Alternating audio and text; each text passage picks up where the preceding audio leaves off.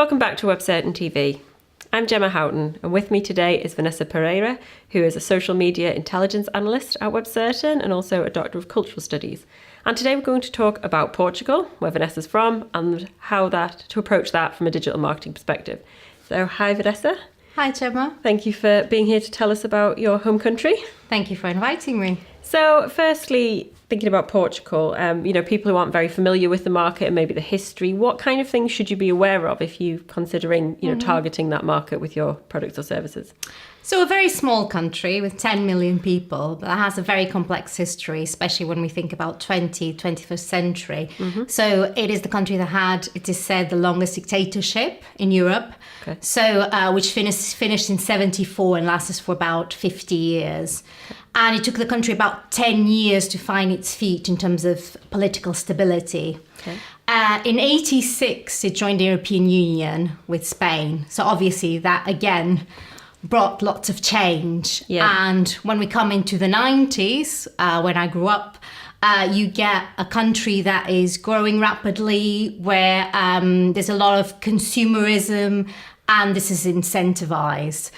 So there's a lot of money coming in from European funding, and there's a climate of optimism across culture, arts, business and industry. Yeah. 2002 joins the European Union, and 2004, with the enlargement of the European Union to the east, Portugal sees its funding reduced. And the fact is the country never industrialized to the expected level. So what happens in mid-2000s is it starts slowly facing a crisis, and which then deepens as time goes on. What this means for business when they go into Portugal is, so you have to think small country, very dramatic changes, and very controlled country as well for a long period of history. So this means that the Portuguese tend to be very personal in their relationships, because for a large period of their history, they can only count with their family and friends. Mm-hmm. So doing business in Portugal is dealing with a particular person. And also you have to keep in mind that this country is very rare being small against this big neighbour, Spain. So there's a few things to keep in mind. Yeah, because I guess it has you think Western Europe, you've got France, Germany, Spain, quite big countries, in some cases quite developed economies. And I guess Portugal doesn't really fit into that bracket so much. No, but with its history had a large role, and obviously that's where Portuguese is one of the largest spoken languages. Yeah. But then as a contrast, you have this very obscure position that found itself in the 20th century. And what about in the last few years and, today with all the kind of instability we've seen in Europe and the economy's been quite varied over the past few years? Where does it sit now? So, unfortunately, the most recent global crisis in 2008 hit the country severely because, as I was saying, in the mid-2000s, the economy was not very strong. Yeah. So it kind of accentuated the descent.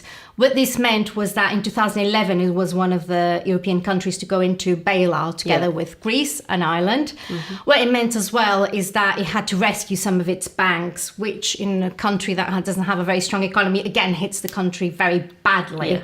Yeah. So consequences of this, unemployment reached record levels, 15%, and now it is said that 20% of the Portuguese population, active Portuguese population, has left the country. That's 2 million people. Yeah.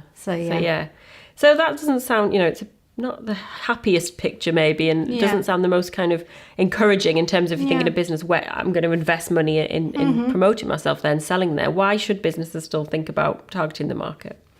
Well, so to counteract this picture of doom and gloom, actually Portugal was the star pupil of European contention measures. Mm-hmm. So it worked very well with its financial restraint, and the country was seeing very positive economic development until it had to rescue another bank in 2014.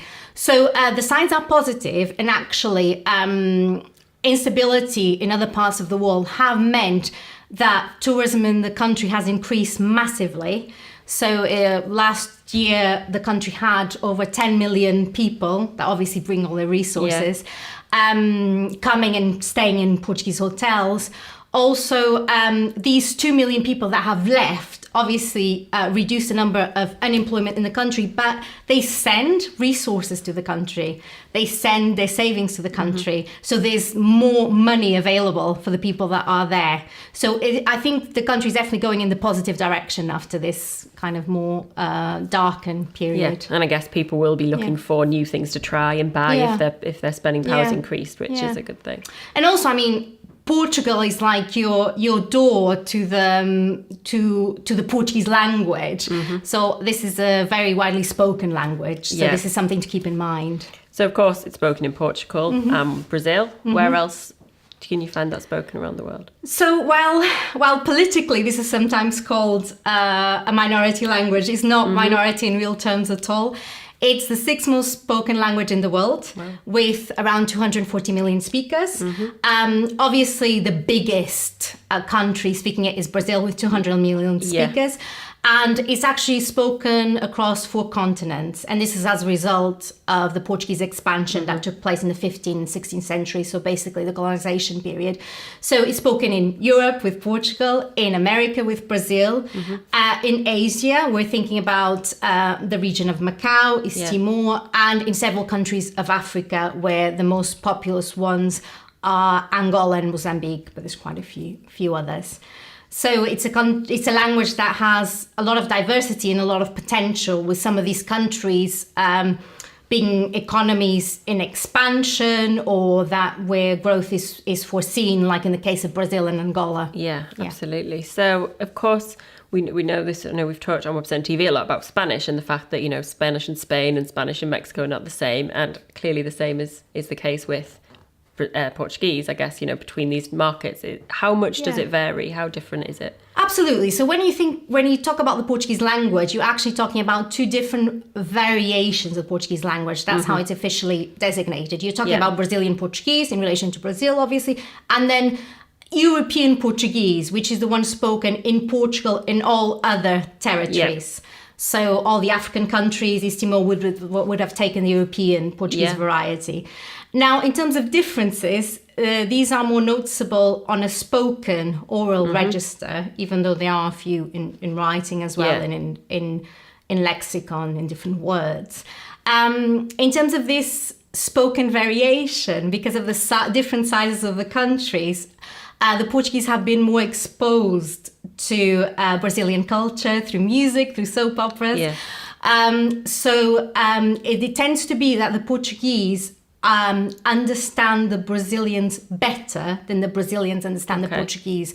Also because the Portuguese spoken in Portugal, so the European Portuguese variety, when it's spoken, it closes its vowels. So a colleague of mine used to say that the Portuguese eat their vowels. So the Brazilians tend to have some difficulty understanding when the Portuguese speak. Yeah, but there's some other variations as well. And are there any kind of examples you can give where using the wrong variety of the language can kind of have consequences, you know, can be quite noticeable?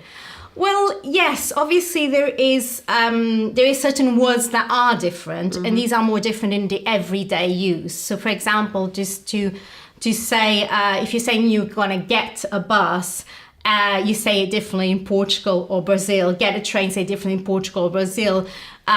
So train, the Portuguese word for train in Brazil is very similar to the English word, actually, is trem, and in Portugal is comboio, so totally different. Yeah. But then you can also have words which mean different things in both countries. So that can be a bit trickier. Yeah. So for example, colloquially, the word bárbaro in Brazil means cool or great or neat. But in Portuguese, in Portugal, means barbaric. So obviously, when you're trying to say a compliment, you might come across the wrong way. Or trying to use an adjective to describe your product, you could end up... Yeah, I mean, in terms of business, one very important difference, and that I touched upon earlier on, is that the Portuguese, this personal relationship that they tend to establish on a business level actually takes a long time to construct. And Portuguese society is very, very hierarchical. And you need to learn the different forms to address someone. So you would never, you would start with the generic form, Mr. and Mrs., o senhor, a senhora. But then if someone has a graduate degree, you have to kind of call them doctor, even though it's a graduate degree. And then you have two different forms of you. The formal you, você, which we tend to not pronounce, we tend to omit, but use the corresponding verb. And then we have the informal you too. So this is very, very complex for someone coming from outside to understand. But actually, it's very important to get right in Portugal, because using the wrong form of address, you may come across as uneducated, as rude, disrespectful again. In Brazil, it's a lot simpler. They tend to use você for informal. So it can be a minefield if you think that you can use language, both variations of language in the same way in the two countries. And I guess it's also important to think you might have a business who's been in Portugal, or in Brazil, say, for a while, and thinks, oh, well, we can just target the other and use exactly the same content and the same manner of doing business. And of course, even though it's the same language, you really need to adjust your approach. You really need to adjust. I mean, not long ago, there was a spelling agreement that came into place that tried to make the two variations more uniform. But that's more into terms into writing. So the use of the language is very different. So that's an interesting concept, because of course, we know from English that there are different variations of English in different countries, and that, everybody uses their one that they're comfortable with but can understand, and it doesn't really cause a problem. So what was the reason behind trying to unify it? Because I can imagine that it's not going to go down well with either having to adapt their language. Yes, it's an interesting concept that's been actually around for a long time, even though it only came into practice very recently. So in 1990 there was the spelling agreement that was written, but it only started being applied in Portugal from 2011, 2012 in the media and in schools, and now last year in 2015 it became official, so in Brazil. Now the reason behind this is that the idea was to unify the written word, and it was done in a logical way, in the sense that the alterations to the written language was to get rid of consonants like C and P that, although written, was silent. So in a way was making the language more approximate to its spoken word, more logical in some cases, in the relationship between the oral and the written. However, one of the reasons why this was so polemic is because it changed approximately 0.5% of Brazilian words, it changed approximately 1.6% of Portuguese words. And you can imagine there's two very separate poles regarding this change in Portugal. So traditionalists see this as like the former colony taking over the language. So, and the Portuguese being forced to adapt.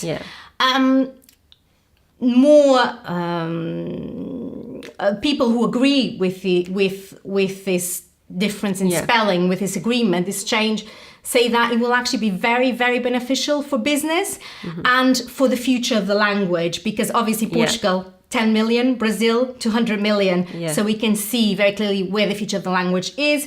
So rather than having a different text published, a different book published in Portugal and a different book published in Brazil, one book can be published. So both markets can interchange and dialogue more. And like you say, it's more likely to keep the language alive and help it grow, which is a benefit. Okay, so that's something then quite relevant for businesses to be aware of again, and when they're constructing content, that, that's something to think about. And if that's now come into play, then it might make things slightly Absolutely. easier. So this is something that you have to be very aware of, because, for example, some African countries have not put it into practice yet. So even though they've said that they would, they haven't yet. So, for example, Angola and Mozambique. So it's very, very important for business to understand how Portuguese is today spoken in each of the markets they want to target. Individual countries. Great. Well, thank you so much for talking to us. Thank Interesting you. to hear about much. that. Thank you.